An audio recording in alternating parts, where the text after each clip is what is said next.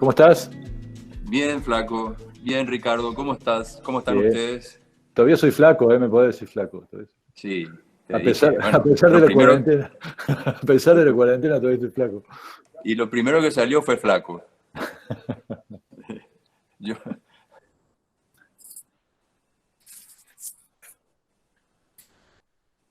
Che, qué nombre raro que le pusiste a esto, Javier. Maera. Ustedes los paraguayos siempre me han deleitado con con la etimología de sus palabras. Eh, eh, Supongo que ¿quiere ya que- a esta altura vos nos podés decir cualquier cosa y lo mismo la vamos a escribir nosotros porque algún momento nos va a dar una sorpresa, nos va a meter, no sé, No, cualquier no. batata. Mira, bueno, te empiezo a explicar el tema de Maera. Dale. Bueno, eh, Maera obviamente está en guaraní, ¿no? Es un proyecto que el nombre está puesto en guaraní porque tiene origen acá, en Asunción, en Paraguay. O sea, no es una cosa que la pienso hacer, sino que es una experiencia hecha. Y entonces, al haber sido para el medio local, bueno, el nombre fue en guaraní porque bueno, es una palabra que es bastante usada. Es como la cosa, como los italianos dicen cosa, como los americanos dicen stuff. Eh, Ajá. Maera es una cosa indefinida que proviene de la palabra mbae, que el mbae es cosa, pero que como después se le agrega el sufijo ra, que tiene un sentido, sirve para algo, cambia la palabra y en vez de decir mbae se dice mae, se pronuncia todo de forma nasal. Entonces, maera es algo, pero que sirve para algo. O sea, no es simplemente una cosa que, que uno dice, mira esa cosa, sino que cuando uno se refiere al maera, está haciendo una referencia a un objeto que sirve para algo, o sea, que tiene una función, sino que simplemente no se le viene a uno el nombre o todavía no tiene un Ajá. nombre específico, ¿no? Eh, bueno, esto viene un poco a colación de un proyecto que se hizo para educación de una fundación que se llama Fundación ALDA y que la hice con un artista plástico paraguayo muy conocido que se llama Carlos Patuza, que ya me tocó trabajar con él en varias ocasiones y el proyecto fue pensado específicamente para hacer una reflexión en lo que tiene que ver al tema de la educación. El proyecto de la Fundación ALDA tenía como objetivo juntar fondos para jóvenes sin recursos de educación terciaria, vamos a decir. Y bueno, esta caja, que finalmente es una caja negra, su nombre bien específico en español, eh, fue un poco eh, una manera de, de solucionarlo, en este caso con un objeto artístico, pero que obviamente tenía una función, eh, y que yo lo metí posteriormente en la tesis porque para mí el gran desafío es que pueda ser habitable. Eh, y un poco viene con la idea de decir, bueno, hasta cierto punto yo como arquitecto puedo teorizar y puedo escaparme un poco con ciertos pensamientos y a partir de cierto punto, nada, tengo que proponer un proyecto arquitectónico, porque o si no ocurre esta cosa que hablabas en la última conversación con Angelo, al cual les escuché muy atentamente, y con la cual dice Angelo que empiezan las deformaciones, ¿no? Empezamos a deformarnos y empezamos a volvernos filósofos, o empezamos ahora a volvernos todos científicos, médicos, biólogos, infectólogos, ¿no? Un fenómeno de múltiples abstracciones, ¿no? Y que lo metí en la tesis con el nombre de la crisis de la imaginación, ¿no? Este, ¿Y por qué le pusiste la crisis de la imaginación? Digo, hasta ahora te venía siguiendo lógicamente, digamos. A más bueno, B más C. Pero yo, de repente aparece la crisis de la imaginación en ese subtítulo. ¿Por qué? no, bueno, realmente el primer título debería ser La crisis de la imaginación. Ese es como que el mundo en el cual yo creo que es la idea que cierra todo. Pero ahora elegí poner primero la caja negra, como estamos en un reducto arquitectónico, vamos a decir, estamos en tu cátedra, y creo bueno, que eso responde un poco a decir, bueno, hablemos de la crisis de la imaginación, pero ojo, la crisis de la imaginación yo propongo solucionarla con la caja negra, no sé, a ver vos con qué la proponés solucionarla. Crisis porque no hace falta, bueno, podemos buscar en el diccionario verdaderamente cuál es la definición de una crisis, pero creo que la crisis es muy claro cuando existen más preguntas que respuestas, o cuando hay más preguntas sin responder. Y yo creo que hoy día estamos, no hoy me refiero específicamente a de que entramos globalmente en cuarentena, sino que creo que desde 1989 entramos en esta crisis de la imaginación sin darnos cuenta. Hoy día con la cuarentena creo que es tan evidente que estamos perdidos, que nadie sabe esto a dónde vamos a ir a parar. Eh, Cuando, no sé, agarramos cualquiera de estos libros que tenemos detrás, o miramos, qué sé yo, se puede calcular perfectamente cuándo, qué hora, en qué momento y en qué lugares del mundo puede haber un eclipse, desde dónde pasará tal cosa.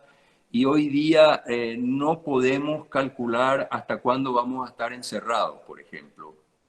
Eh, bueno, y toda una cantidad de incógnitas eh, que están sucediendo y que creo que se catalizan todas ahora con la cuarentena, ¿no?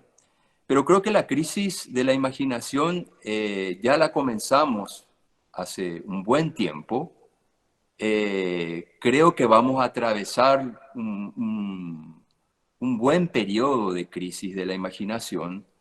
Y bueno, no sé, tal vez nosotros podamos volver a experimentar la solución de esta crisis, eh, o seguramente otras generaciones tendrán que encargarse de solucionarla, ¿no? Pero creo que la crisis de la imaginación está dada en base a ciertos eventos que ocurrieron y que el principal para mí es un paradigma, ¿no? Un paradigma que ocurre en 1989, que es la creación del Internet, ¿no? Y que hoy día mismo nos podríamos preguntar si es que toda esta crisis sanitaria que estamos teniendo, ¿cómo sería sin Internet, por ejemplo? ¿Y cuánto de esta crisis hubiese sido tal cual como es, o cuánto de esta crisis está exagerada por Internet, vamos a decir, o se vuelve mayor crisis, porque resulta ser que, bueno, las cantidades de dudas que, y de problemas que nos está poniendo Internet hasta ahora no están pudiendo ser, no están pudiendo ser controladas. Y hay otras maravillas, como por ejemplo la que estemos todos conectados ahora. O sea, existen, de hecho, una enorme cantidad de beneficios que estamos teniendo. Estamos pudiendo seguir enseñando, nos estamos pudiendo comunicar entre todos, estamos pudiendo aprender más, pero, pero realmente en otros aspectos estamos metidos en muchos problemas por, por, por culpa de Internet. Sin embargo, no sé qué pensás, ¿no? Pero en realidad la tecnología en general, en toda la historia de la humanidad, eh, me parece que a nosotros nos gusta echarle la culpa a los instrumentos, a las tecnologías, cuando en realidad las tecnologías son totalmente, o deberían ser neutrales. Pensá en Einstein, o sea, Einstein, eh, sus descubrimientos evidentemente podrían haber llevado a grandes cosas, pero también llevaron a la bomba atómica. Internet es lo que nosotros hacemos de él, de última. Si bien Internet yo no creo que sea tan pasivo y tan neutral, ¿no? Porque en realidad Internet sirve para terminar de conocernos, juntando nuestros datos y tomar decisiones cada vez más rápido por nosotros, etcétera, etcétera. Pero sí, me parece muy bueno eso que yo nunca lo había pensado a un comienzo de esta crisis de la que hablas, radicada en ese momento de la aparición de Internet. Pero yo no sé, crisis por otra parte es una palabra también riquísima para los orientales, crisis oportunidad. Es decir, Sí, que o sea, la, la- la- tenemos que aclarar que crisis no quiere decir falta de imaginación. la- O sea, no existe la- crisis quieren decir más, como dije, más preguntas y más interrogantes que soluciones, la- pero no quiere decir carencia o falta de imaginación. El tema que tocaste anteriormente, que existieron otras revoluciones, la revolución industrial específicamente, que es la que está un poco así impulsada por la tecnología, ¿no? Pero fíjate que justamente hablábamos antes de ayer con Salvador Rueda y un poco esta tesis, eh, el trabajo de tesis a mí y el tema de la caja negra tiene que ver con una cantidad de inquietudes que me transmitió Salvador, de que desde hace como 4 o 5 años estoy trabajando muy cerca con él. Em, y justamente me comentaba que una de los aspectos que en su guía metodológica está faltando y que hace falta desarrollar es el tema de la cultura digital aplicado al tema del desarrollo urbano, ¿no? Entonces, fíjate un poco que estas revoluciones tecnológicas nunca fueron revoluciones de tecnología, pero ninguna de estas tecnologías tocaron la inteligencia del hombre, o sea, tocaron la mente del hombre. hasta ahora. Bueno, Internet lo que hace la inteligencia artificial justamente se llama inteligencia artificial y justamente lo que hace es meterse ahí en ese punto, ¿verdad? En el tema de la Ujú. mente. O sea, la imaginación es un proceso mental bastante complejo, ¿verdad? Que hoy día está como que bastante influenciado o operado a través de un alimento que es la inteligencia artificial, ¿no? O sea, en este momento se está mezclando bastante lo que vendría a ser el sistema que un individuo eh, opera online y de la manera que opera offline, vamos a decir. Eh, entonces, en ese sentido, esta revolución la revolución de la inteligencia artificial es mucho más complicada que las revoluciones anteriores, ¿no? Eran como que las revoluciones interiores fueron como que el hombre era como un observador en los acontecimientos. Ahora la revolución se ha puesto adentro del hombre, ¿no? O sea, en la propia mente, en la propia forma de pensar del hombre, ¿no? De cómo piensa, en la genealogía, como explicaba Angelo la otra vez. La genealogía es justamente ahí donde es el origen de las ideas, ¿no? Mm. Pero te llevo de nuevo a lo que dijiste al principio, Javier, Ujú, sobre nuestros instrumentos, nuestros modos más naturales de expresión, es decir, como arquitectos al menos, para no caer nada, en pseudo filósofos, pseudo ujú, escritores, pseudos. ujú. Me gustó mucho eso. Eh, ¿Por qué no nos contás un poco, aprovechando que estás hablando de la caja negra, digo, para ilustrar también quizás algunos de quienes nos lo están viendo, no conocen el proyecto, yo lo conozco por mi cercanía a vos, pero Ujú, eh, yo tengo unas imágenes ujú. de esos proyectos. Si te parece, yo comparto la pantalla y me gustaría que lo cuentes abiertamente, como lo contarías en una conferencia, si querés.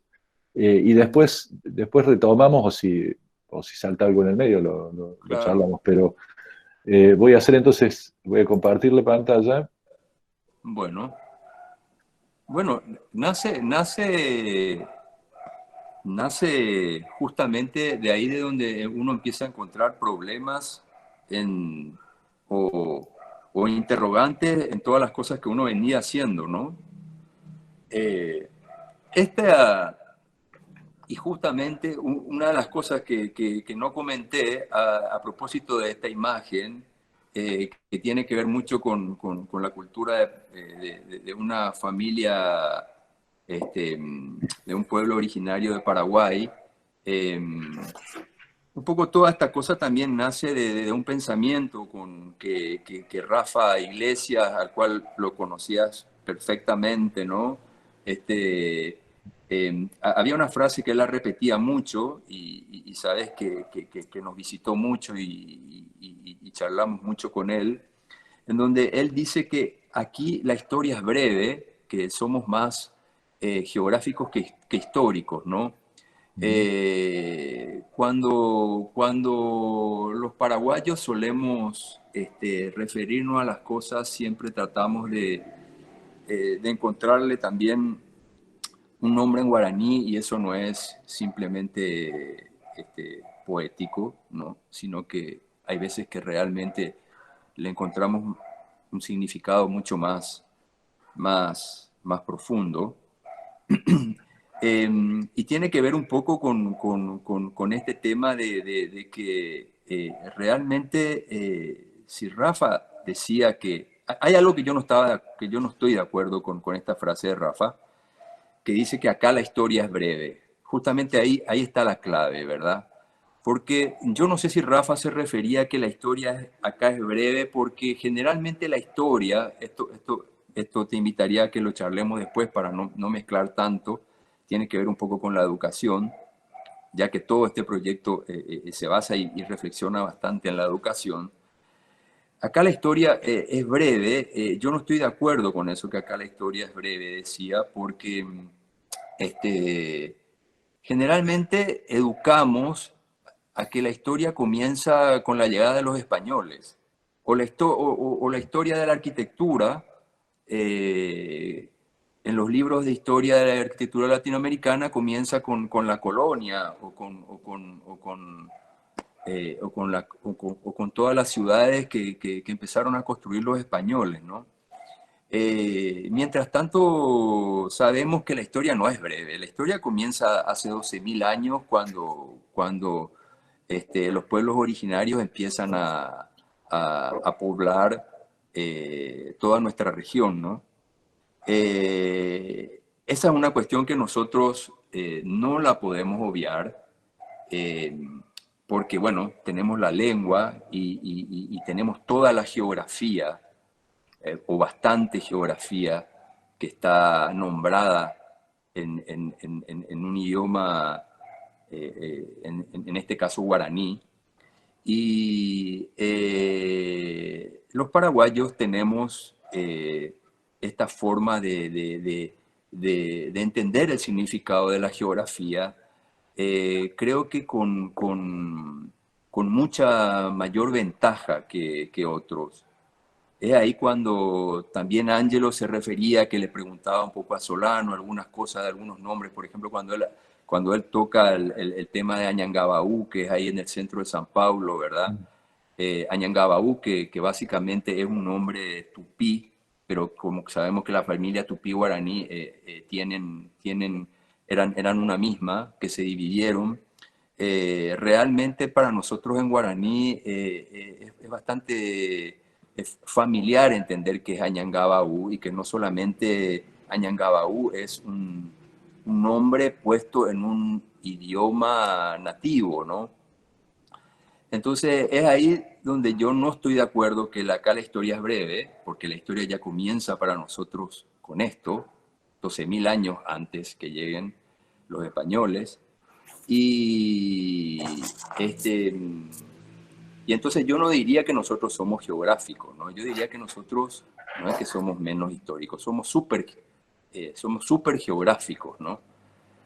Entonces de ahí viene un poco esta imagen, ¿no? Si pasás a la siguiente, que ya no recuerdo que estaba, es esta, que es una imagen de un fotógrafo italiano, antropólogo, que hizo un trabajo de un registro increíble, especialmente en la zona del Chaco paraguayo, y que sacó esta fotografía que básicamente también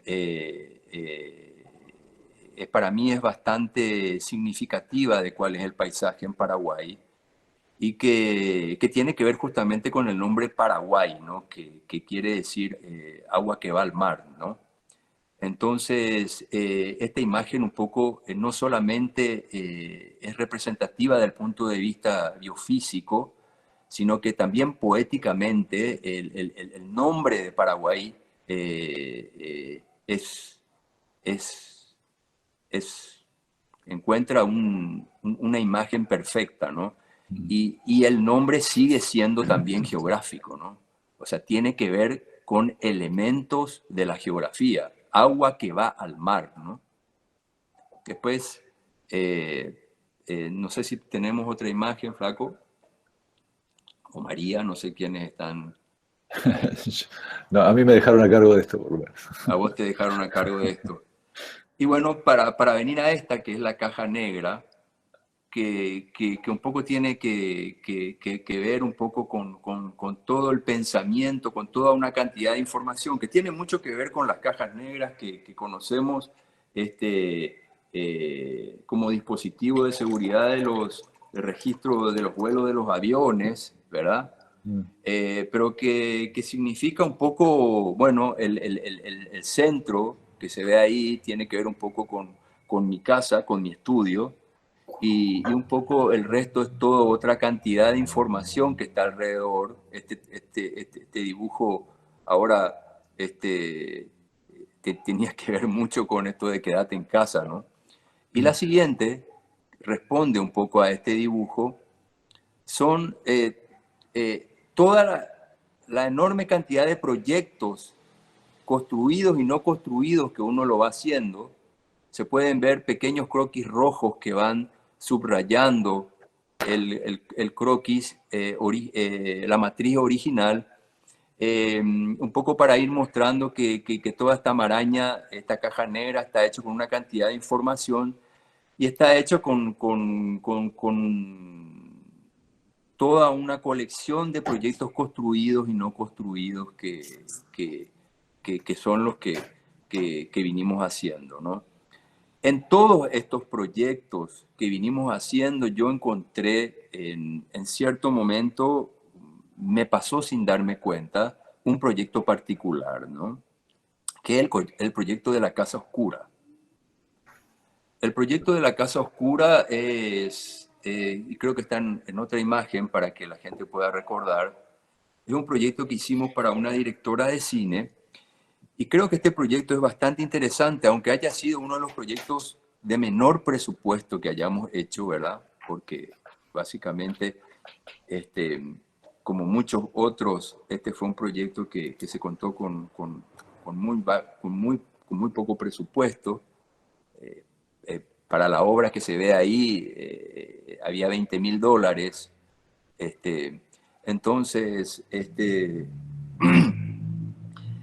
pasa que toda esta cantidad de proyectos que vos viste que estaban puestos en rojo, que formaban esta caja negra, como esta enorme cantidad de información, eh, y que básicamente las personas que conocen un poco el trabajo que fuimos haciendo en el laboratorio en todos estos años, están bastante en esta línea en la cual, qué sé yo, muchos paraguayos estamos, que es el tema del desarrollo de la tecnología, de la materia, de la estructura, y que uno sin darse cuenta cae en un proyecto como este, en donde básicamente la estructura, la tecnología y el material con el cual está construida la arquitectura o la idea realmente no importan. No importan, o sea, lo importante, y que podemos ver en la siguiente imagen, lo importante de esta obra o de este trabajo es básicamente el trabajo que hicimos con la luz, que es justamente lo antimaterial, lo antiestructural, ¿no? En esta imagen podemos ver cómo el paisaje entró dentro de la casa de manera totalmente invertida, porque esta caja negra no es solamente la caja negra que conocemos de los aviones. Esta se llama la casa oscura, ¿no? La caja negra para mí resultaba un poco fuerte poner para una vivienda. Eh, ya tenía una connotación muy de artefacto, muy frío el tema de la caja negra, por eso lo llamamos casa oscura. Pero la caja negra también se aplica al tema de la cámara estenopeica, ¿verdad? Que es el concepto básico de la cámara fotográfica, ¿no? Así que desde el punto de vista de una caja negra no es solamente una memoria, un disco duro, digamos, hoy en términos informáticos, sino que también es esto, ¿no? Es un trabajo de sensibilidad, es un trabajo de imagen, es un trabajo de una cuestión que tiene que ver más con la imaginación que con una información literal, ¿no? Ajá, No sé si te queda otra imagen fijo. más que mostrar. Bueno, Esto y ya esta es la experiencia de esta caja negra que habíamos hecho acá, en donde sí, era una caja, a todos los grupos se le habían dado un lienzo de 1 por 1, y nosotros pedimos hacer un volumen de 1 por 1, que es ese que se ve ahí a la izquierda, y que tiene un pequeño orificio, que es el estenopo. Estaba ubicado detrás de aquella ventana en el Cabildo del centro de Asunción, y esto que se ve a la izquierda era la imagen urbana que daba a través de las rejas.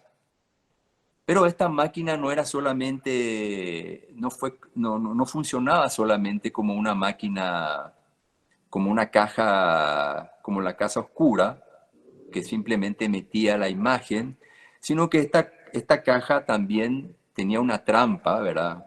Yo siempre le digo una trampa millennial, ¿verdad? Porque tenía Wi-Fi, y la caja tenía una cuenta en las redes sociales, ¿no?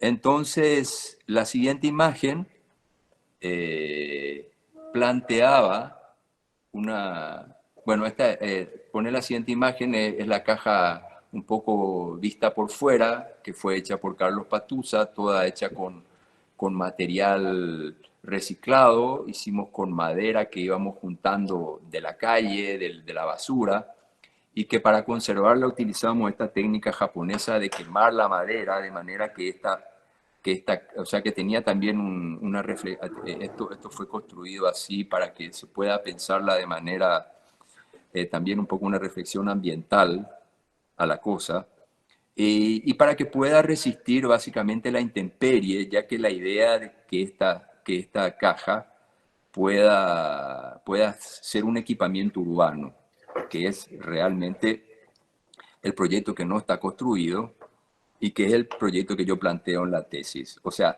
hacer esto como un equipamiento urbano y que realmente tenga una función en los espacios públicos, ¿no? Las últimas imágenes tienen un poco que ver con esta trampa, ¿no? O sea, ¿cómo sería la persona de la izquierda? Sería una persona offline, por ejemplo, cualquiera de nosotros o mayor que nosotros, ya que creo que nosotros somos más o menos una generación flex, ¿viste? Funcionamos a nafta y también a alcohol o a gasoil, ¿verdad? Entonces, ¿cómo funciona esta cosa? Realmente una persona de una generación anterior empezaría a estudiar esta caja solamente por su exterioridad, ¿no?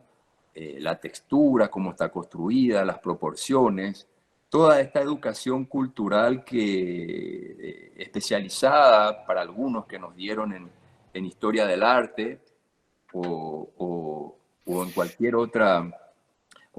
otro tipo de estudios que te den información sobre cómo poder aprenderla, cómo poder aprender esta caja, pero cómo mira un millennial una caja.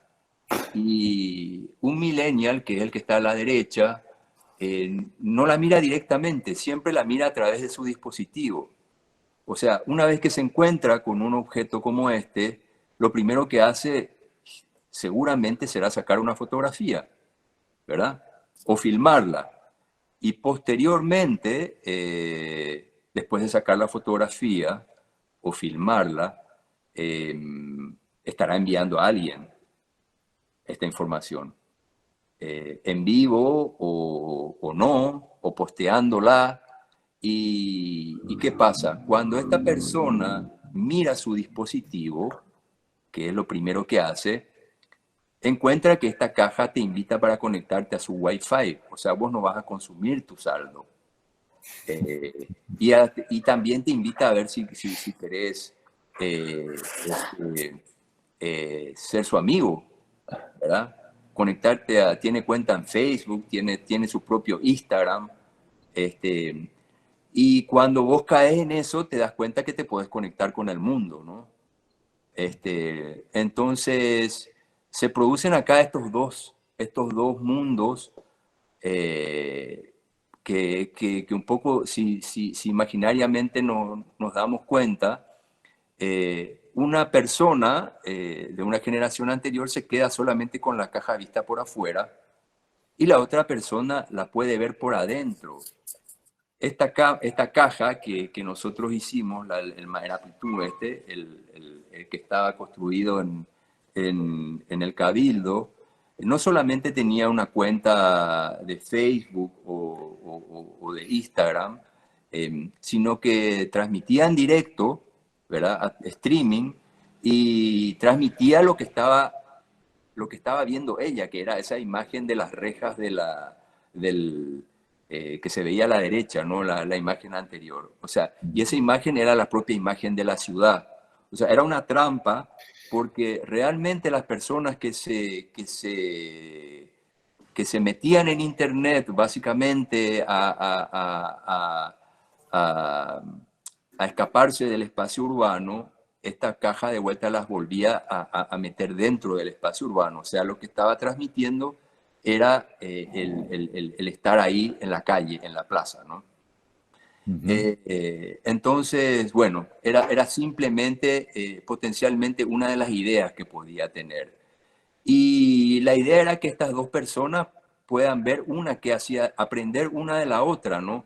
Para que posteriormente, la última imagen es muy simbólica, tiene que ver con que las dos personas se puedan encontrar dentro de la caja, ¿no? Y obviamente se encontrarían pata para abajo, ¿no? Pata para arriba, perdón. Que sería una dimensión muy divertida, o sea, no tan divertida como diferente de la cual nos vemos siempre, ¿no? Y bueno, esto tiene que ver mucho con la educación, ¿no? Seguramente la persona que está a la izquierda, que estaba a la izquierda, eh, es la persona que va a tener que educar a la persona que estaba a la derecha, al joven. Aunque sabemos que hoy día la mayor cantidad de jóvenes a través de tutoriales son bastante autodidactas, vamos a decir así. Hoy día tenés esta tutorial para, no sé, vos me dirás, flaco, hay tutoriales hasta para Y armar en mi caso, cómo preparar un huevo frito, por ejemplo. Sí. por ejemplo. Entonces, pero bueno, hasta ahora realmente la mayor cantidad de conocimiento, por lo menos formal, se da a través del intercambio de información entre una generación a la otra. ¿Me dejas, Y me dejas interrumpirte un segundo, Javier? Porque claro, me parece que ahí te estás metiendo en un tema que me interesa muchísimo charlar con vos, que es el de la educación. Pero no querría que se pase, que se enfríe esto que acabas de mostrar ujú, antes.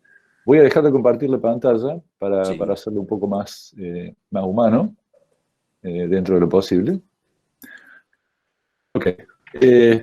Se me abrieron varias preguntas con respecto a esto. Si bien yo ya conocía la casa, no conocía la instalación esta, eh, y creo, me parece haberte lo dicho ya, pero la caja, la casa, perdón, la casa con este efecto de vieja cámara, eh, y creo que vos también lo dijiste en algún momento, fue una bisagra, un pivote en lo que hacen en tu estudio. Es decir, si hay alguien, o si hay un grupo de arquitectos reconocido en todo el mundo por su vinculación, familiaridad, capacidad expresiva y demás, en su vínculo con lo material, con las estructuras y con lo físico, con lo táctil, con lo material, siempre han sido ustedes. O sea, y tu estudio realmente a la cabeza de todo esto que, bueno, nada, creo que desde ahí, desde esos tiempos nos conocimos muchos y ustedes han sido referentes en ese sentido. El hecho de pasar a dejar de poner en un primer plano justamente lo material, la estructura, la expresividad, etcétera, para llegar a la desmaterialización que implica, vos recién decías, algo menos material que la luz, es cierto, es manipular cosas, es una cuestión mucho más fenomenológica que técnica constructiva seguramente.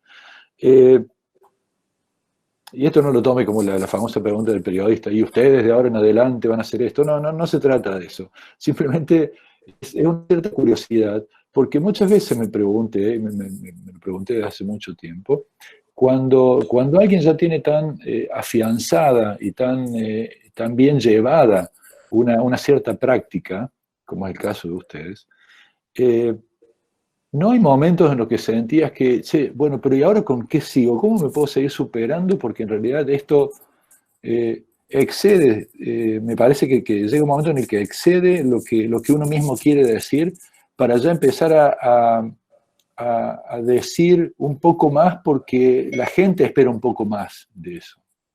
La gente espera que el próximo proyecto que muestre Javier tenga apoyos más locos que los que tenía el anterior, tenga hazañas estructurales o constructivas más fascinantes que el anterior, etcétera, etcétera. Y creo, y esto lo planteo en el caso tuyo, pero podríamos llevarlo a otros campos, digamos, pero en el caso de ustedes que estaban tan asociados, que están tan asociados a un modo de hacer y de expresarse, o sea, de plantear su opinión en lo que hacen, a partir de esas herramientas, de esas habilidades tremendas que tienen. ¿Cómo encaja esto? ¿Cómo encaja esto de repente decir, che, volvamos a algo que no tiene, que no se basa sobre la materialidad? Volvamos a una obra o un proyecto en el que no lo puedo contar desde ahí, porque no tendría sentido que lo cuente desde ahí. Bueno, yo creo que una cosa es lo que uno le gusta hacer y sabe hacer, ¿no?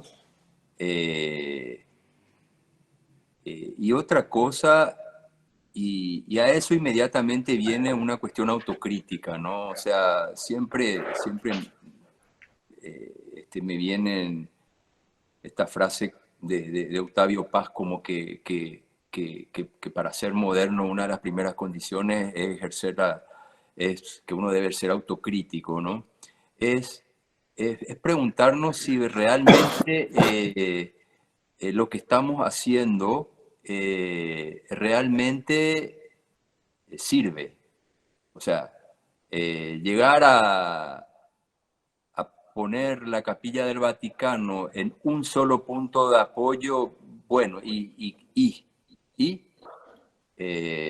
la próxima la hacemos flotando. No sé si nos lleva a algo. Eh, eh, a mí me preocupa bastante eso porque por más de que uno le guste hacer eso y sepa hacer, esto no quiere decir que es lo que se necesite o sea verdaderamente un aporte para el conocimiento. O sea, yo creo que un poco la cultura está cambiando, ¿no? Y, y creo que todos los arquitectos, porque eh, hace tiempo no leo, por ejemplo, un libro o una crítica de arquitectura de algo, o ver un proyecto de arquitectura que me sorprenda mucho. Y, y creo que algo está pasando y creo que todas las cosas que estamos produciendo no están incluyendo esta nueva cultura, ¿no? Que para mí es la cultura online. Uno entra a los museos, va a los lugares públicos, especialmente a los museos, y empieza a ver un comportamiento de la gente que especialmente en los lobbies o en los centros culturales, que no es igual al de antes. O sea, la gente está pendiente de sus dispositivos, de dónde tiene mejor señal y se hacen grupos bueno, para ponerse al tanto con la gente que se quiere comunicar o no. Y, y, y bueno, se producen una serie de eventos que digo, bueno, no sé, los espacios públicos, que no es lo mismo que el espacio privado, ¿no? Yo creo que los paraguayos hemos avanzado y últimamente estamos pudiendo entrar en esta conversación con todos ustedes porque hicimos creo que un trabajo interesante, pero todos en el área del espacio privado, ¿no? Todos en el área de los encargos privados. Tenemos una gran deuda de lo que es el espacio público. Entonces, yo creo que el gran desafío que tenemos nosotros es empezar a entrar en este tema de los espacios públicos, pero la idea no es tampoco decir, bueno, empecemos a hacer una plaza, una calle, un edificio público, sino que también es innovar en el espacio público, ¿no? O sea, creo que en todo lo que uno debe meterse, debe innovar. O sea, la palabra innovación, así como yo entiendo que en los otros proyectos lo que primaba o lo que intentábamos hacer era innovar, creo que con el espacio público también habría que innovar. Y pienso que realmente no hay mucha innovación en los espacios públicos. Eh, bueno, tenemos mejor equipamiento o eficiencia. En lo que sí estamos todos de acuerdo es que deben haber mayores espacios, mayores superficies absorbentes, mayores, mayor lugar para el espacio de la naturaleza, que no haya tanto espacio construido. Bueno, en todas estas cosas creo que la mayor, o sea, los proyectos más innovadores que se pueden ver hasta ahora, máximo las expectativas pueden estar que tengan un concepto de sostenibilidad, vamos a decir así. Pero la sostenibilidad no solamente pasa por una cuestión física, sino que realmente también hay cuestiones culturales que no son solamente físicas, ¿verdad? Y hay que preguntarse, tenemos que preguntarnos si realmente poner buenos equipamientos, basta solo con poner buenos bancos, buenos equipamientos para los niños, para que puedan haber juegos infantiles o buenas canchas de deporte, y cuánto por ciento de la población está interesada en otras cosas, como por ejemplo en este tema de encontrar algún tipo de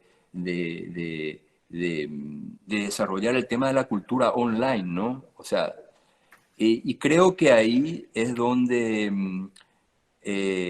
hay un aspecto de la cultura online que es muy interesante, que es el tema de la realidad aumentada, ¿no? No de la realidad virtual. Y esta caja negra, en síntesis, es realidad aumentada, ¿no? Eh, y yo creo que hasta esto es una metáfora de la cuarentena que estamos teniendo, ¿no? O sea, esto es más realidad aumentada que la que estamos experimentando hoy día. Creo que es imposible que la encontremos, ¿verdad? Y bueno, entonces, no sé si esta cosa se está produciendo porque todavía subestimamos que esto es una novedad, es un poco fashion, serían para algunos, es una cosa de jóvenes, es una cosa que, bueno, y que todavía, aunque Humberto Eco diga que los libros no van a morir, seguimos insistiendo con que los libros de papel son mejores que los libros digitales y bueno, qué sé yo. Entramos en este tema de pujas culturales y no sé si nos estamos dando, si no nos estamos dando cuenta que las nuevas generaciones ya tienen decidido sus, o ya tienen incorporadas las prótesis, vamos a decir, y nosotros lo vemos como, no sé. Entonces pienso que a esta cosa es mejor agarrar el toro por las astas, ¿no? Y que sean incorporadas, de manera que no tengamos el riesgo de que por haber sido románticos y haber pensado que todo lo que como nos enseñaron nuestros maestros era mejor, las nuevas costumbres no tienen lugar en el espacio público, ¿no? Es una preocupación. Bueno, Eh, Vos sabés que con esto de la inmaterialidad, porque también se pueden construir, me parece, muchos lugares comunes, muchos clichés con esto de la virtualidad y del mundo online, etcétera, etcétera. Y los arquitectos en eso creo que siempre corremos el riesgo de prendernos en cualquiera que pasa y no siempre de la manera más inteligente. Eh, yo creo que, y coincido con vos, en el hecho de que debemos ser conscientes, muy conscientes, que la situación alrededor nuestra es distinta, es muy distinta de los años en los que estudiamos, hace 30 y pico, nosotros. Es muy distinta de hace 15 años, donde en Internet y virtualidad y demás todavía no eran tan masivos a lo que es hoy. Y es muy distinta hoy con este cachetazo que nos pegó la biología, ¿no? Cachetazo que nos pegó la Tierra para hacernos acordar que también somos animales que seguimos caminando como bípedos acá arriba. Pero también pensaba, mientras vos contabas esto, que esa literalidad o esos lugares comunes de muchas de las arquitecturas supuestamente de vanguardia contemporáneas, hablan de una cierta representación de la inmaterialidad, pero a partir de elementos que son absolutamente banales y comunes, como pensar que un edificio, piensen, no sé, pero probablemente muchos lo hayan visto, pero el Apple Center de Foster, el gran círculo este, esta nave espacial, hecha toda de cristal y súper ecológica y demás, donde el gran problema que tiene en este momento es la demanda de los empleados porque se pegan la cabeza contra los vidrios todo el tiempo, porque aparentemente la desmaterialización o la virtualización de los espacios arquitectónicos implicaría una inexistencia de materiales físicos concretos, tradicionales, que sean táctiles, que sean visuales, que tengan sombra, que tengan espesor, que tengan olor. Y yo creo que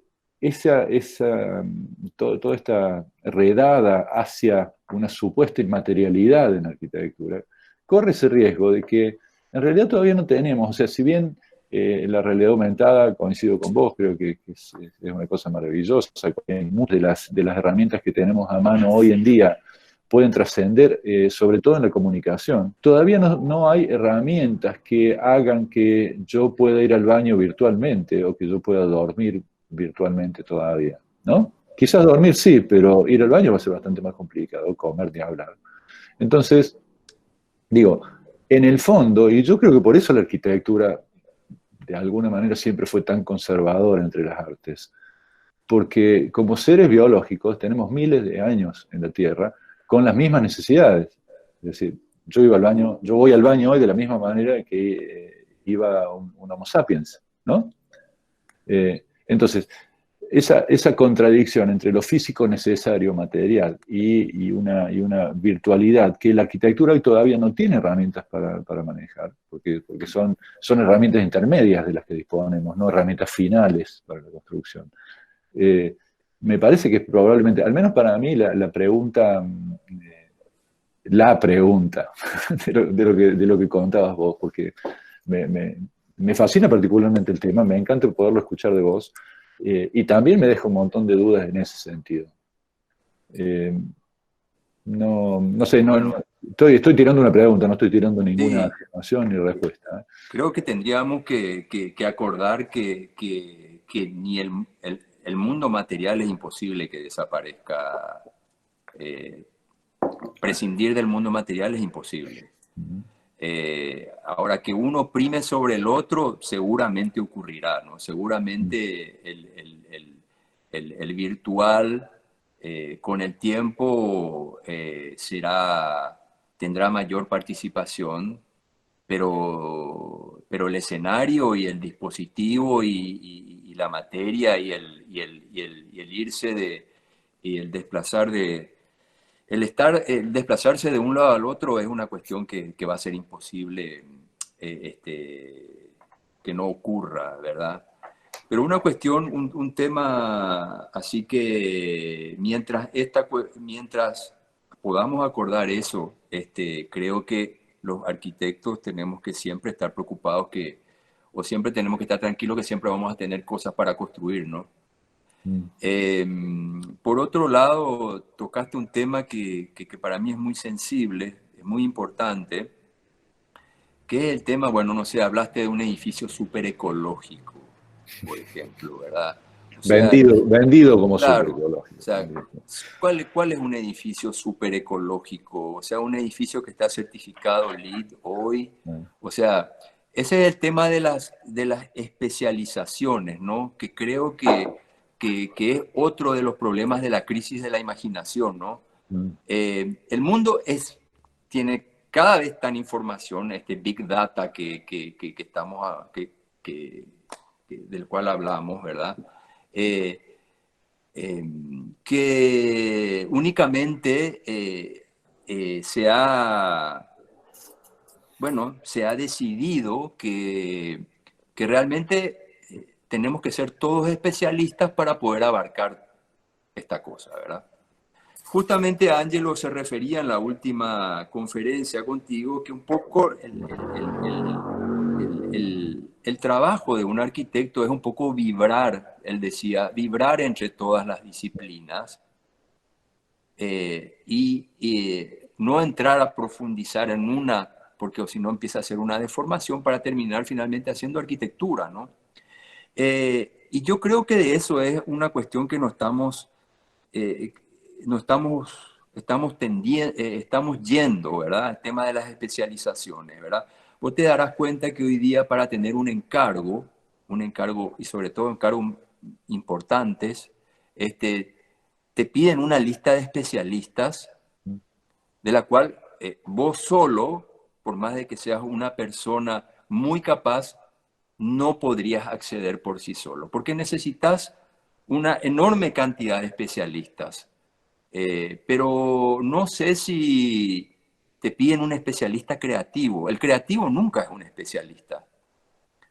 Entonces, los proyectos terminan por ser una especie de proyectos inteligentes, digamos, eh, y realmente no ponen completamente un hincapié en lo que vendría a ser un especialista creativo. O sea, ningún trabajo exige que haya un nivel de creatividad. ¿Cómo ponemos eso? ¿Verdad? Tiene que haber un especialista en una cantidad de instalaciones técnicas, un especialista hasta en todo ambiental, un especialista en toda una cantidad de rubros, ¿no? Y esto creo que es un problema porque es un problema es el problema entre ser abstracto o ser figurativo, ¿no? Esto que hablaba Angelo la otra vez es ser figurativo. Ser figurativo es poder vibrar para poder tener todo el cuadro con la casita, el árbol, la montaña, no el especialista, que es básicamente el cuadro de Malevich, que es el cuadrado negro sobre fondo blanco, ¿no? O sea, hoy día de repente queremos hablar del COVID-19 y todos nos ponemos de especialistas, ¿no? Y hablamos solamente de la molécula y nos metemos todos en un microscopio, ¿no? Se ve por todos lados el enemigo, que es que está hecho en 3D, en una cantidad de versiones, ¿no? Que es una imagen y una realidad de una abstracción total, ¿verdad? De cómo lo ve un científico, ¿verdad? Pero realmente no nos damos cuenta que alrededor hay un mundo que se está cayendo, que se cae, se desarma por todos lados, que son, por ejemplo, los barrios populares que empiezan a tener hambre, que no hay trabajo, que acá el sistema no funciona como funcionan en otros, las políticas públicas en otros países, ¿verdad? Y entonces es ahí donde se vuelve abstracta la cosa, ¿no? Hoy día creo que estamos siendo totalmente abstractos, ¿no? O sea, estamos viendo totalmente y exclusivamente el tema de la salud, ¿verdad? Y bueno, decimos, vamos a dejar de ser abstractos para ser figurativos cuando solucionemos esto, ¿verdad? Y esto creo que también, pero creo que no es simplemente una, una cuestión a propósito de la cuarentena o de lo que está ocurriendo ahora. Es una cuestión que creo que supera, que es la crisis de la imaginación, la que yo te estoy diciendo, ¿verdad? O sea, no hay una forma de poder, la crisis de la imaginación es la imposibilidad de poder ver, de poder tener un panorama figurativo, ¿no? De todas las cosas a la vez, ¿no? de solamente tener un panorama de especialistas, ¿verdad? Y, y yo creo que eso es algo que no sé, creo que es lo que tenemos que aprender a manejar y creo que es uno de los grandes problemas. Y eso se repite en la educación de la arquitectura, ¿no? Ahí quería llegar. Sí. Hace poco te escuché decir algunas cosas súper interesantes sobre tu postura frente a la educación en arquitectura. Me gustaría que las repitas acá para abrirlas. Sí, bueno, pienso que la arquitectura la enseñamos totalmente al revés. Ya nos enseñaron al revés arquitectura a nosotros, en el sentido que pretendemos que un alumno de primer año pueda apoyar una viga sobre un pilar, cuestiones básicas, para poder armar la estructura básica, poner un techo y un piso, y un alumno todavía no sabe dibujar una viga, un pilar, no sabe cuánto resiste una viga y un pilar dependiendo del material que sea, porque recién esto está aprendiendo en otras cátedras, ¿no? En cátedras que realmente les enseñan qué es el ladrillo, qué es el hormigón, qué es la, bueno, la capacidad de los materiales. En otras asignaturas le enseñan a dibujar la representación. Y mientras tanto nosotros los metemos a hacer ya proyectos desde primer año, ¿verdad? Y nos quejamos que no saben representar, que no saben cómo apoyar una viga con un pilar, que no saben elegir. Y entonces, en algunos casos, por lo menos nosotros, que somos bastante matéricos y estructurales, esas son nuestras quejas, y, y entonces, ¿qué le ponemos a hacer? Le ponemos a hacer cajitas blancas con cartones, composición de formas o juegos creativos, lúdicos, eh, a ser totalmente abstractos de entrada. Y no nos damos cuenta que un alumno de primer año ya tiene toda la capacidad de poder hacer urbanismo, porque sale del secundario manejando conceptos e información general de historia y geografía y política. Y urbanismo es eso, ¿no? Es historia, geografía, políticas, y un estudiante lee perfectamente un mapa. Es más, no hace falta que sea un estudiante de arquitectura, estoy hablando de un estudiante secundario.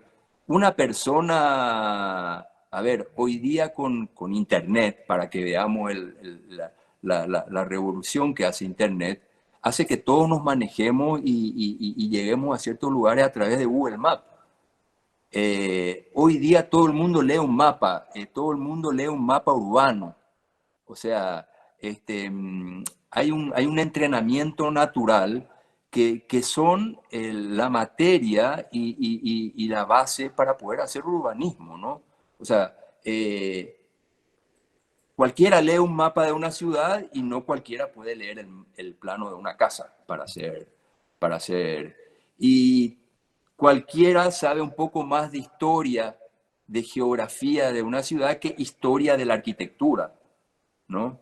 Historia y geografía general, ¿no? Y cualquiera sabe mucho más que política y ordenanzas y normativas de su ciudad que específicas de la construcción de planos y normas municipales, ¿no?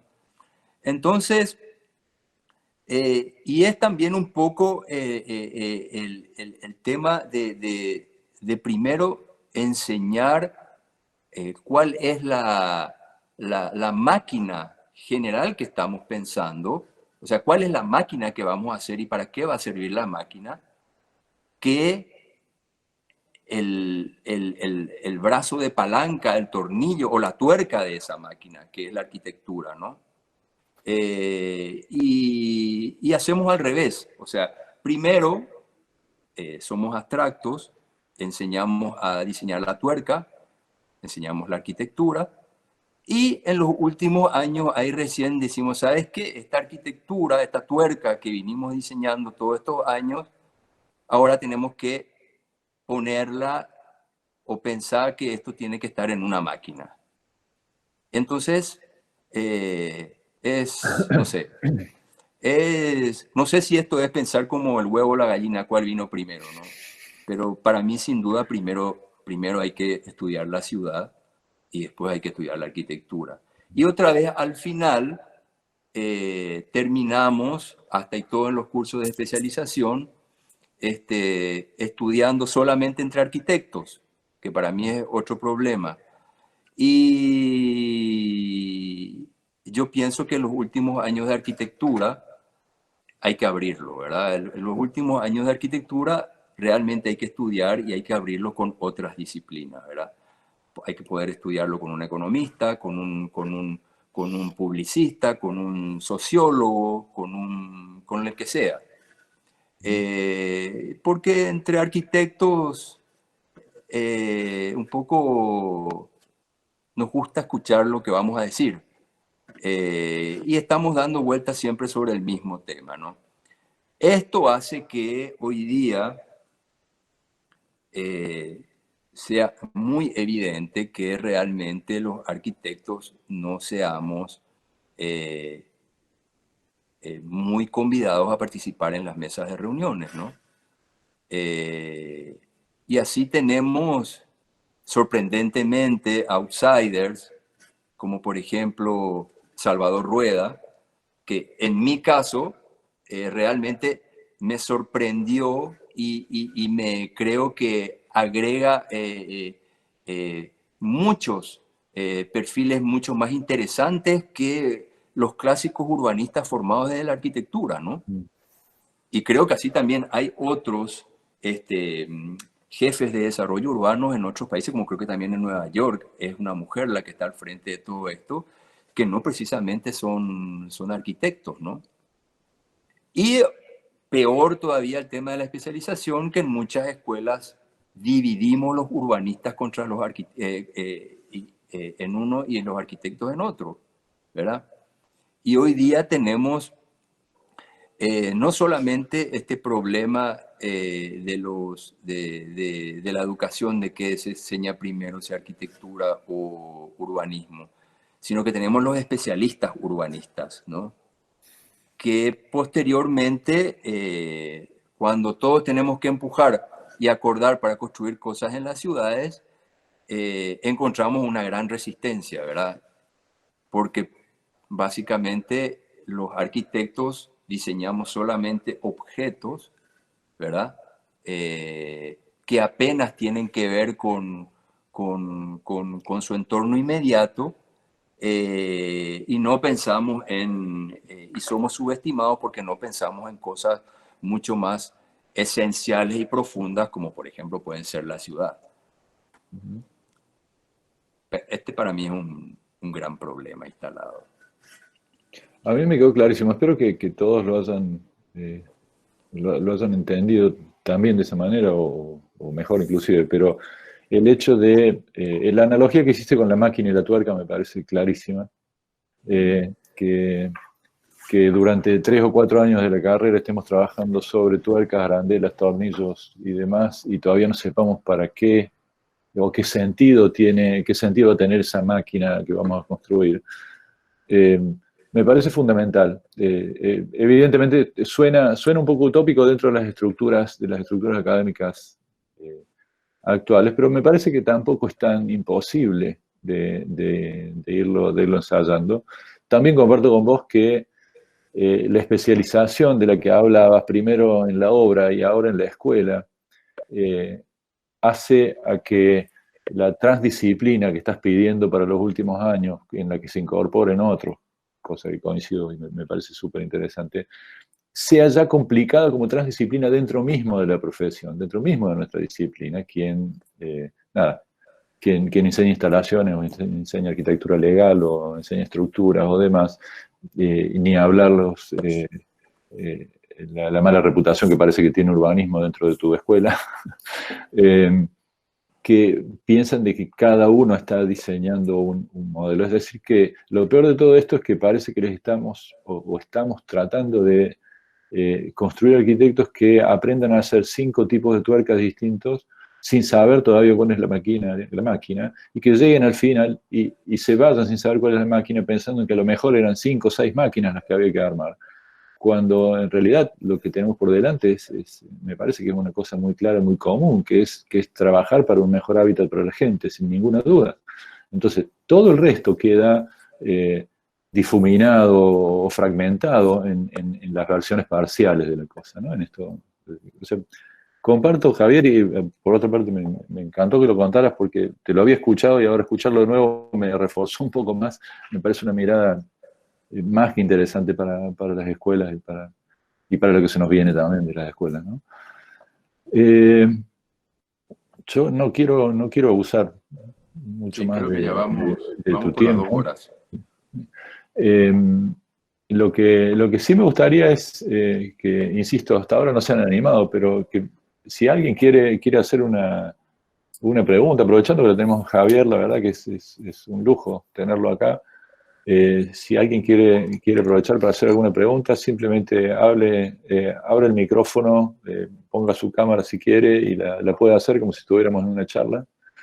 Estamos en una charla, pero digo, como si estuviéramos en un auditorio, en un taller de la Facu, y que comente o que tire alguna inquietud que le parezca o algo que esté en desacuerdo con lo que se dijo o en acuerdo y quiera agregarle algo más.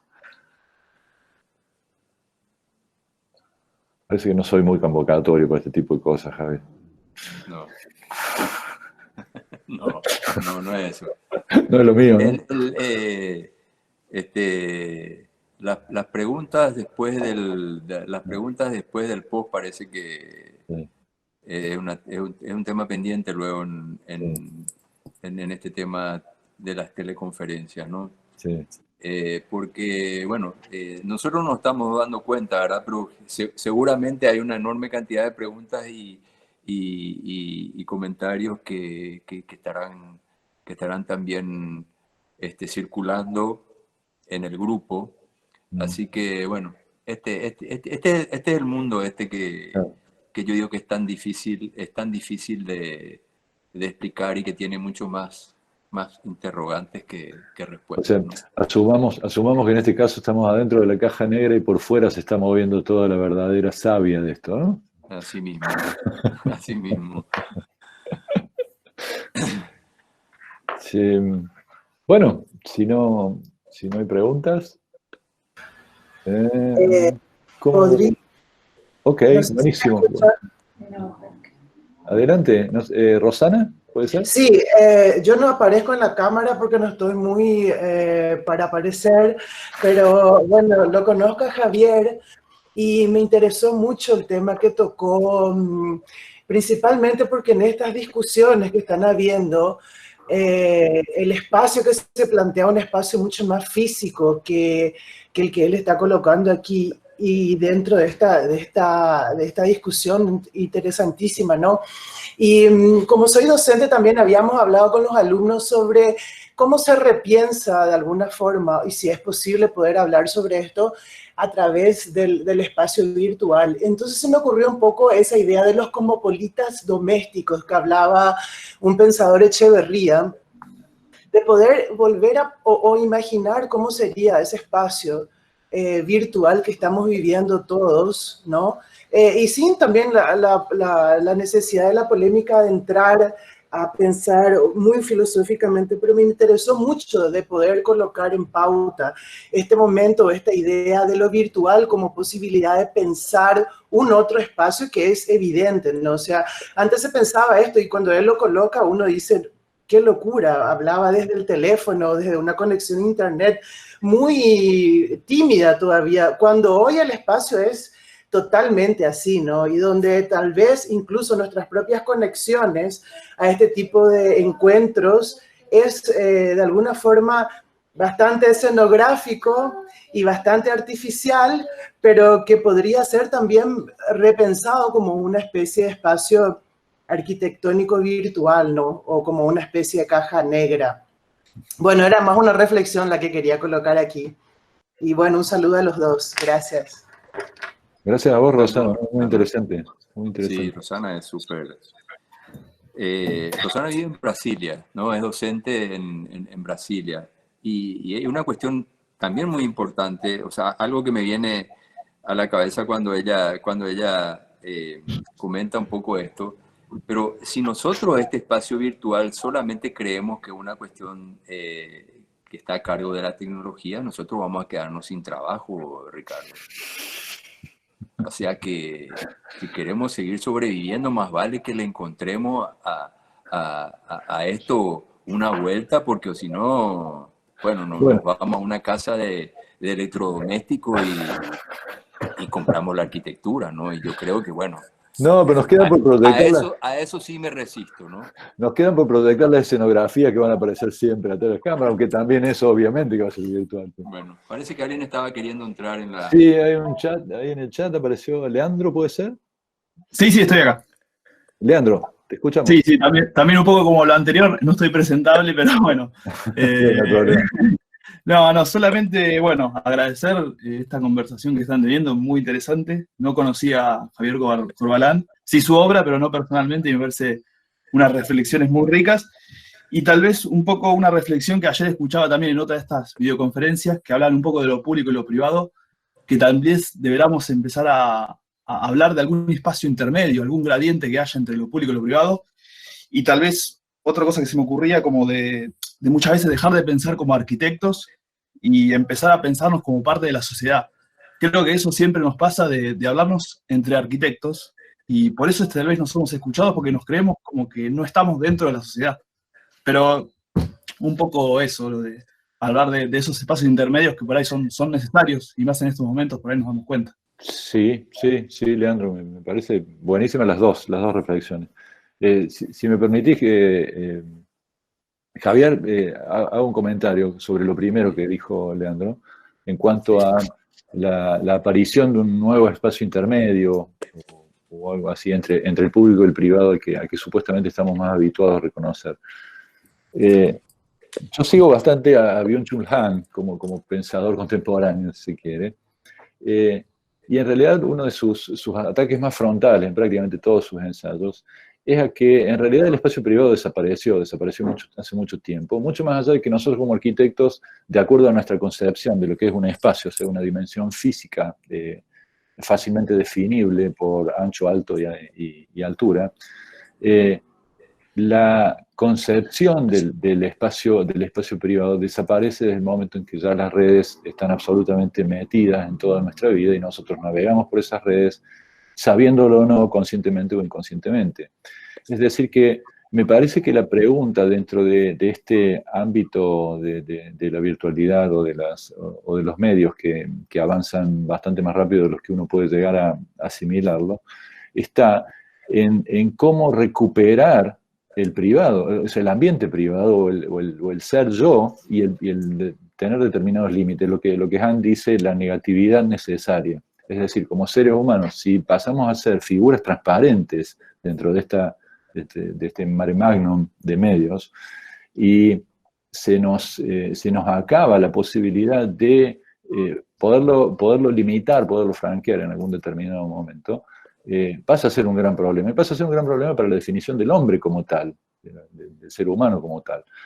Por eso, quizás acá la pregunta excede un poco a los, o al menos, no sé si excede, pero realmente creo que pone en jaque al concepto de espacio público y espacio privado que manejamos como arquitectos. Nosotros en las escuelas, en los últimos tiempos, espacio público pasó a ser un cliché de casi como la ecología. O sea, quien dice espacio público dice ecología, bueno, ya tiene 4 puntos arriba. Yo no creo tanto en eso, sinceramente. Defiendo muchísimo el espacio público, defiendo muchísimo los umbrales entre el espacio público, pero cuando estamos hablando de realizaciones físicas, concretas, de lo que yo puedo hacer como arquitecto para esa realidad, que es una realidad específica, mucho más allá de lo universal de que estamos hablando, siempre específica lo que uno puede hacer dentro de su proyecto, más o menos chance de acuerdo al proyecto que tenga por delante. Y la otra cosa que decías, que también nombró Gerardo, es el carácter de endógeno de la arquitectura, que mientras los arquitectos sigamos hablando y haciendo para arquitectos, evidentemente vamos a ser cada vez más prescindibles ante la sociedad, para la sociedad.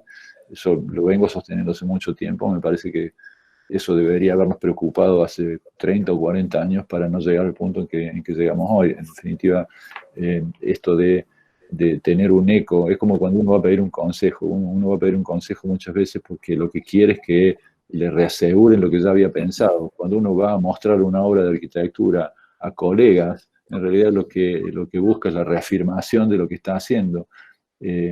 Y por eso también es una posición cómoda, es una posición mucho más cómoda esa que la de irlo a exponer adelante de una junta de médicos o de dentistas, digamos, ¿no?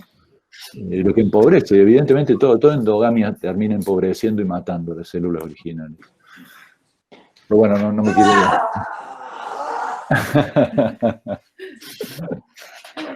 ¿Quién anda? ¿Octavio por ahí? Sí, son efectos de la cuarentena.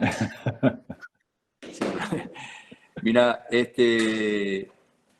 yo justamente este tema, por fin conseguí, insistí tanto en este tema de poder hacer un curso abierto que por fin la universidad en este caso la Universidad Católica, me habilitó un apoyo, vamos a decir así, y sin saber todavía cómo aplicarlo académicamente, pero realmente estoy bastante eh, eh, organizado como para abrir un curso de justamente que sea abierto, ¿no? Una cátedra abierta que tenga que ver un poco con todas estas directrices que estamos hablando. Lastimosamente, esto lo teníamos que estar empezando a abrir ahora y no lo pudimos. Y tenía un poco también la función de tener como workshop, construir la primera super manzana en Asunción, ¿no? Eh, que es un trabajo urbanístico de ciudad que obviamente tiene que ver un poco con la relación que estamos teniendo con Salvador, el apoyo de él que es muy importante, pero que pienso que sería imposible poder hacerlo solo entre arquitectos o solo con las facultades de arquitectura. O sea, sería torpe. O sea, sería un resultado torpe, vamos a decir así.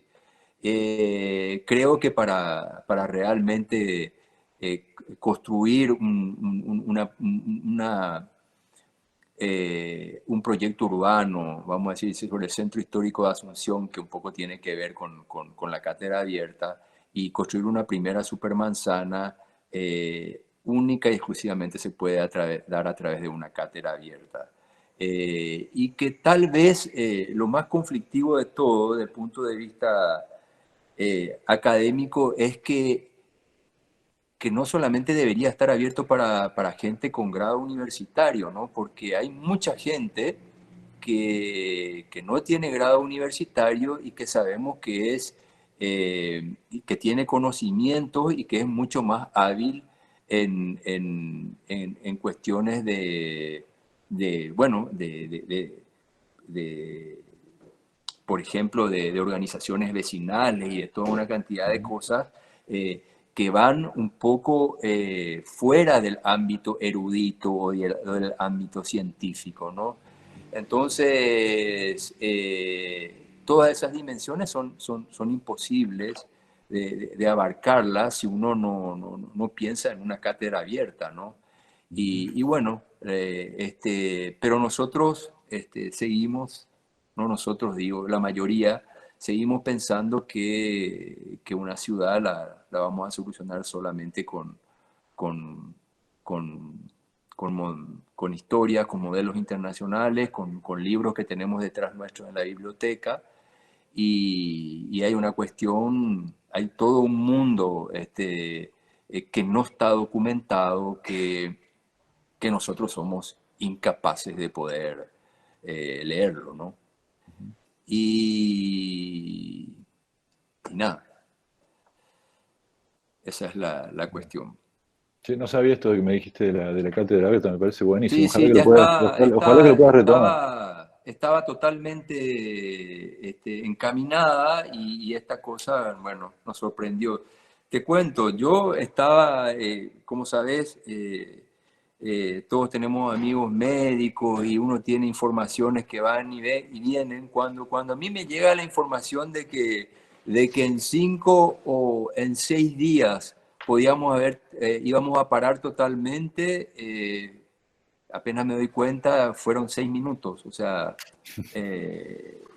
cuando yo estaba, me acuerdo que le estaba pasando a Luis Elgue y a Solano Benítez un mensaje que decimos, che, tenemos que estar preparados porque en 6 días parece que para todo.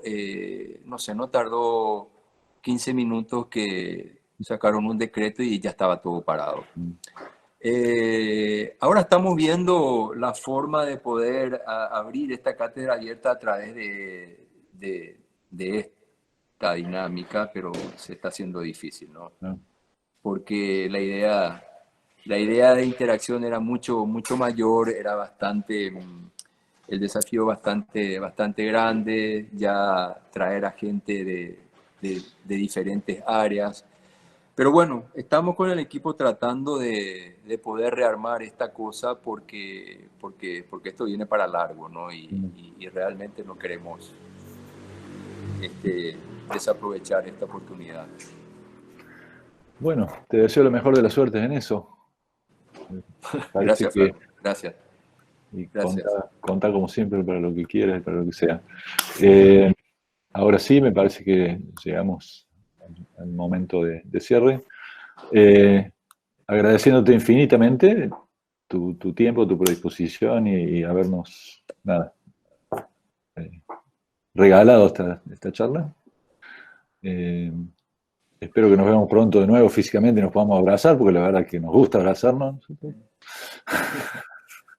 Bueno. Y seguiremos charlando de eso que empezamos a hablar antes en privado sobre las bibliotecas que tenemos atrás, si te parece. Me parece una muy linda idea. Yo le sumaría una copa de vino, de vino. Ya es la hora. Claro. Ya es la hora. A lo mejor lo podríamos hacer después de las 8:30, entonces, y hacer otra serie de charlas, digamos. Dale. Gracias. Te quiero agradecer. Realmente, bueno, para mí hablar entre los dos, por más de que vea una cantidad de circulitos ahí al costado de la pantalla, es realmente un placer. Siempre me siento muy cómodo. Y gracias a todos también por participar. Y cuidémonos todos, que tarde o temprano vamos a encontrar y abrazarnos. Así que buenas noches a todos. Un abrazo. Muchas gracias, Javier. Muchas gracias a todos.